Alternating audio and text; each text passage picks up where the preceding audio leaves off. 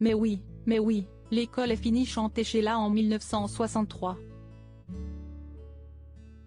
Le titre n'aura jamais été autant d'actualité qu'en ce moment. En cette veille de week-end, certains écoliers ne reprendront plus le chemin de la salle de classe avant le mois de septembre.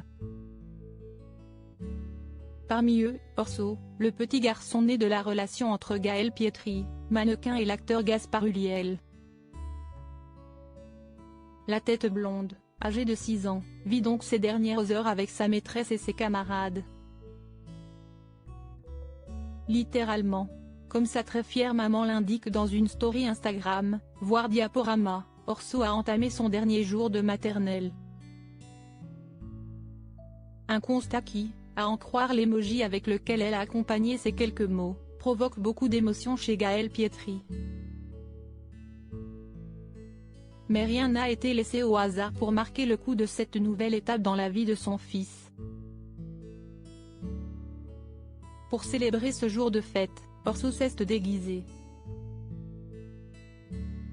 Tel un sauveur, son choix s'est porté sur un costume de preux chevalier avec, évidemment, tout l'attirail qui va avec, bouclier, épée, arme en bois. Il y avait de quoi être impressionné par cette panoplie. Une image qui aurait sans doute fait la fierté de son papa. Si Gaspard Ulliel était toujours très discret quant à son quotidien de papa, Orso n'a jamais autant attiré la lumière que depuis la mort de l'acteur. En janvier dernier, le comédien de 37 ans, en vacances en famille au ski, était victime d'un grave accident de ski. Héliporté dans un état critique, Gaspard Ulliel était finalement déclaré mort, des suites des blessures provoquées par sa collision avec un autre skieur.